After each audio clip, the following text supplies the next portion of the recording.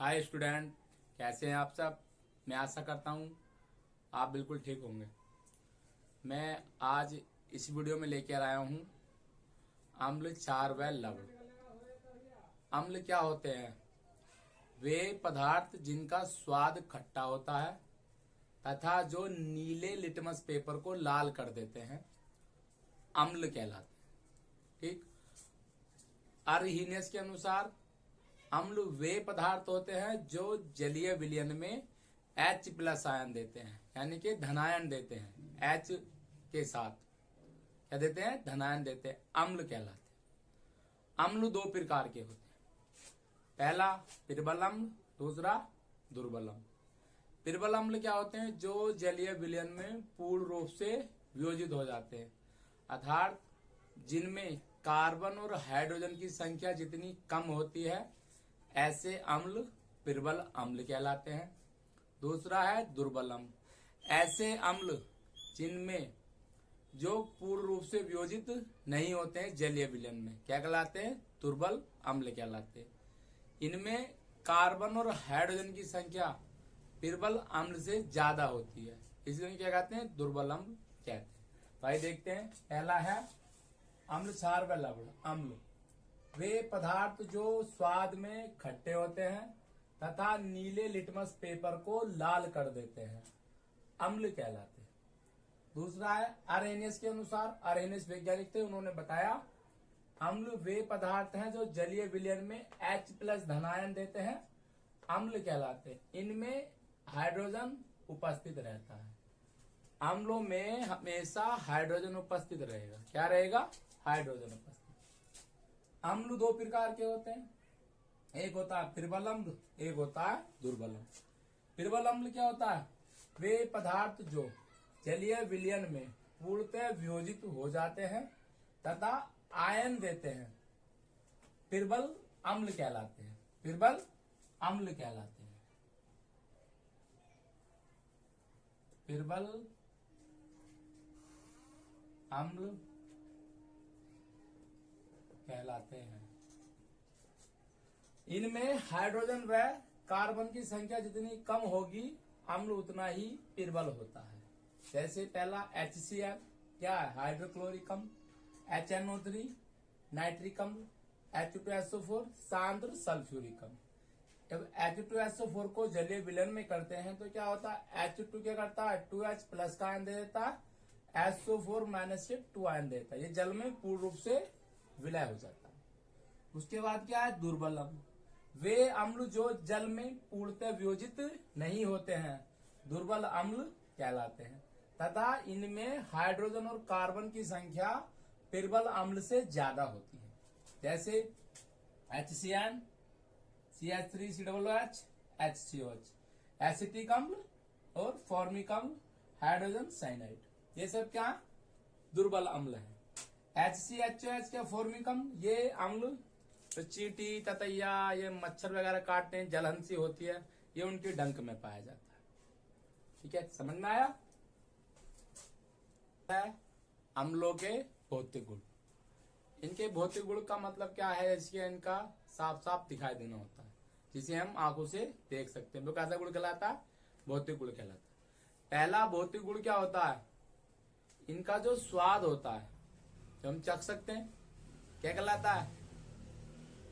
इनका जो स्वाद होगा वो कैसा होगा? खट्टा होगा। एक भौतिक गुण इनका ये हो गया। दूसरा क्या होता है? ये नीले लिटमस पेपर पर यदि डाले जाते हैं तो उसका रंग लाल कर देते हैं।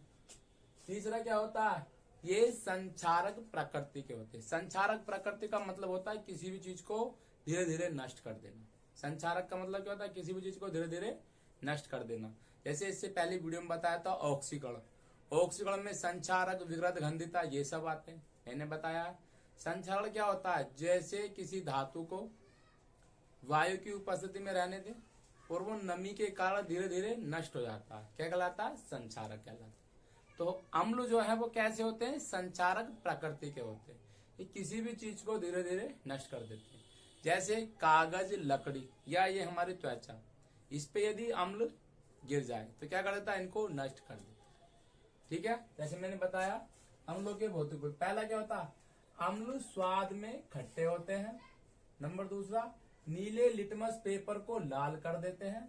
तीसरा, ये संचारक प्रकृति के होते हैं। चौथा, ये कागज, लकड़ी, त्वचा से क्रिया करके इन्हें नष्ट कर देते हैं। ठीक है। इसके बाद है धातुओं के रासायनिक। रासायनिक गुण का मतलब ये किस किस चीज से क्रिया कर सकते, क्या क्या अभिक्रिया कर सकते हैं। जैसे पहला दे रखा है इसमें, कुछ अम्ल सक्रिय धातुओं से क्रिया करके H2 गैस मुक्त करते हैं। जैसे आयरन के साथ क्या ये HCl, क्या हाइड्रोक्लोरिक अम्ल, इसके 2 अणु ले लिए तो इसमें क्या करेगा, ये FeCl2 के साथ क्रिया कर लेगा और ये H2 गैस क्या हो जाएगी, मुक्त हो जाएगी। ठीक। दूसरा है जिंक प्लस सांद्र सल्फ्यूरिक अम्ल।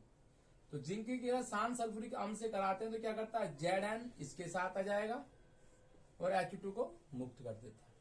दूसरा है कैल्शियम कार्बोनेट में कैल्शियम बाई कार्बोनेट धातु से क्रिया करके CO2 गैस मुक्त करते हैं। कौन करते हैं, अम्ल। जब अम्ल की क्रिया कैल्शियम कार्बोनेट, कैल्शियम कार्बोनेट व कैल्शियम बाई कार्बोनेट धातु से क्रिया कराते हैं, क्रिया करके CO2 गैस मुक्त करते हैं। जैसे CaCO3 कैल्शियम कार्बोनेट हो गया, 2HCl यानी कि हाइड्रोक्लोरिक अम्ल ले लिया तो क्या करेगा, ये क्या करेगा, CaCl2 कैल्शियम क्लोरीन, फिर क्या जल, फिर क्या CO2 गैस मुक्त कर दी। ठीक है। कैल्शियम बाई कार्बोनेट की अम्ल से क्रिया, CaHCO3 कैल्शियम बाई कार्बोनेट की जब अम्ल से क्रिया कराते हैं क्या बनता है, कैल्शियम क्लोराइड बनता है, जल और CO2 गैस मुक्त हो जाती है। उसके बाद है धातु ऑक्साइड से क्रिया। अम्ल धातु ऑक्साइड से क्रिया करके लवण तथा जल बनाते हैं, लवण तथा जल बनाते हैं। जैसे CaO कैल्शियम ऑक्साइड, 2HCl क्या है, HCl अम्ल। इन्होंने कहा है कि अम्ल धातु से क्रिया करके लवण, ये क्या है, CaCl2 कैल्शियम क्लोराइड लवण, ये क्या जल बनाते हैं। दूसरा MgO मैग्नीशियम ऑक्साइड, H2SO4 सांद्र सल्फ्यूरिक अम्ल, क्या बनाएंगे, मैग्नीशियम सल्फेट और जल बनाते हैं। ठीक है। उसके बाद है अम्लों के उपयोग, यानी कि इनका उपयोग कहाँ कहाँ किया जाता है। सांद्र सल्फ्यूरिक अम्ल H2SO4, ये क्या है, सांद्र सल्फ्यूरिक अम्ल या केवल सल्फ्यूरिक अम्ल। H2SO4 का उपयोग पेट्रोलियम उद्योग में, जहां पेट्रोलियम बनाया जाता है वहां उद्योग में रेसे बनाने में, रेसे मतलब धागे बनाने में, वह उर्वरक खाद, खेतों के लिए खाद निर्माण में किया जाता है। दूसरा HNO3 यानी कि नाइट्रिक अम्ल, क्या है ये, नाइट्रिक अम्ल। HNO3 का उपयोग चांदी व सोने के शोधन में किया जाता है, यानी कि अच्छी चांदी और सोने को पाने के लिए किस अम्ल का उपयोग करते हैं, HNO3 का उपयोग करते हैं। ठीक है। उर्वरक, औषधि व विस्फोटक में भी इसका उपयोग किया जाता है। उर्वरक मतलब क्या, खाद बनाने में। विस्फोटक मतलब जो धड़ाम जैसे एकदम आग लगते एकदम फट जाते हैं, वो क्या कहलाते हैं, विस्फोटक। तीसरा है HCl का उपयोग, यानी कि हाइड्रोक्लोरिक अम्ल। हाइड्रोक्लोरिक अम्ल का उपयोग वस्त्र उद्योग में कपड़े के रंगने में किया जाता है। जो ड्राई क्लीनर वगैरह करते हैं ना, वो इसी से। क्षार के भौतिक गुण क्या होते हैं, इनका भौतिक गुण पहला क्या है, ये स्वाद में कड़वे व तीक्ष्ण होते हैं। कैसे होते हैं, स्वाद में कड़वे व तीक्ष्ण होते हैं। दूसरा, ये लाल लिटमस को नीला कर देते हैं। क्या कर देते हैं, लाल लिटमस को क्या कर देते हैं, नीला कर देते हैं। तीसरा है, ये जलीय विलयन में हाइड्रोक्साइड माइनस देते हैं, यानी कि OH ऋणायन देते हैं। चौथा है इनका भौतिक गुण, इन्हें यदि छूते हैं यानी कि स्पर्श करते हैं तो ये साबुन की तरह चिकने होते हैं। कैसे होते हैं, साबुन की तरह चिकने होते हैं। जैसे क्षार के भौतिक गुण, ये स्वाद में कड़वे होते हैं। दूसरा, ये जलीय विलयन में OH ऋणायन देते हैं। तीसरा, लाल लिटमस को नीला कर देते हैं। चौथा, ये स्पर्श करने पर साबुन के समान चिकने होते हैं। उसके बाद है रासायनिक गुण। रासायनिक गुण का मतलब है कि क्षार किस किस से क्रिया करके क्या क्या बनाता है। पहला है, क्षार धातुओं से क्रिया करता है। किससे, धातुओं से। जब क्षार धातुओं से क्रिया करता है तो H2 गैस निकालता है। क्या निकालता है, H2 गैस। जैसे Zn क्या, जिंक धातु है। NaOH क्या, सोडियम हाइड्रो ऑक्साइड यानी कि क्षार है। जब इनकी आपस में क्रिया कराएंगे तो क्या बनेगा, Na2ZNO यानी कि सोडियम जिंकेट बना और क्या, हाइड्रोजन गैस मुक्त कर दी। दूसरा है अधातु ऑक्साइडों के साथ क्रिया। क्षार अधातु ऑक्साइडों से क्रिया करके लवण व जल बनाते, सेम अम्ल वाली कंडीशन है। देखो CO2 ये क्या है, अधातु ऑक्साइड कार्बन डाइऑक्साइड। CaOH का होल ट्वाइस यानी कि कैल्शियम हाइड्रा ऑक्साइड। CaCO3 क्या बन गया, कैल्शियम कार्बोनेट यानी कि क्या होता है बेकिंग सोडा, प्लस H2 क्या बन गया, जल। क्या बना देता है, जल। नंबर 3 है, कुछ क्षार गर्म करने पर क्षारीय ऑक्साइड वे जल में अपघटित हो जाते हैं। जैसे ये है MgOH का होल ट्वाइस, ये है मैग्नीशियम हाइड्रा ऑक्साइड। इसको हमने जब गर्म किया तो क्या मैग्नीशियम ऑक्साइड वे जल में अपघटित हो जाता है। यानी कहने का मतलब है जब क्षार को, इस क्षार को गर्म करते हैं, ये क्या बन गया MgO मैग्नीशियम ऑक्साइड क्षारीय ऑक्साइड, और क्या निकलता है, जल बनता है। इसके बाद है क्षार के उपयोग। AlOH का whole tri aluminium hydroxide का प्रयोग वस्त्र व पृथ्वी अम्ल बनाने में किया जाता है। NH4OH अमोनियम हाइड्रोक्साइड, इसका प्रयोग क्लींजिंग एजेंट तथा अमोनिया लवण बनाने में होता है। तीसरा NaOH सोडियम हाइड्रोक्साइड का उपयोग साबुन तथा धावन सोडा, रेयान, कागज व लुगदी के निर्माण में होता है। चौथा है कैल्शियम हाइड्रा ऑक्साइड CaOH का होल ट्वाइस, इसका प्रयोग चमड़ा उद्योग, खारे जल को मृदु व ब्लीचिंग पाउडर बनाने में किया जाता है। उसके बाद है उदासीनीकरण अभिक्रिया। उदासीनीकरण अभिक्रिया क्या होती है, ऐसी अभिक्रिया जब अम्ल व क्षार की क्रिया एक साथ कराते हैं तो प्राप्त अभिक्रिया को उदासीनीकरण अभिक्रिया कहते हैं। इस अभिक्रिया के फलस्वरूप लवण और जल मिलता है। क्या मिलता है, लवण व जल मिलता है। उदासीनीकरण अभिक्रिया भी 3 प्रकार की होती हैं। जैसे प्रबल अम्ल और प्रबल क्षार लेते हैं, दोनों एक साथ क्या, दोनों मजबूत एकदम क्या शक्तिशाली हैं दोनों, तो क्या बनेगा, लवण तो बनेगा, लेकिन वो कैसा होगा, उदासीन लवण होगा। कैसा होगा, उदासीन लवण। ना तो उसमें क्षारीय प्रकृति होगी, ना उसमें अम्लीय प्रकृति होगी। कैसा होगा वो, उदासीन लवण। दूसरा, यदि प्रबल अम्ल ले और दुर्बल क्षार ले, कैसा ले, प्रबल अम्ल और दुर्बल क्षार, तो जो ज्यादा प्रबल होगा वैसा ही क्या लवण बन जाएगा। लवण तो बनेगा, लेकिन कैसा बनेगा, अम्लीय लवण। कैसा बनेगा, अम्लीय लवण। तीसरा, यदि प्रबल क्षार हो और दुर्बल अम्ल हो तो लवण तो बनेगा, लेकिन कैसा बनेगा, क्षारीय लवण। कैसा बनेगा, क्षारीय लवण। उसके बाद है सूचक। सूचक क्या होते हैं, जो अम्ल व क्षार के होने की प्रकृति बताते हैं या सूचना करते हैं ये अम्ल है या क्षार है। यानी कि वे पदार्थ जो अम्ल व क्षार के होने का ज्ञान कराते हैं क्या कहलाते हैं, सूचक कहलाते हैं।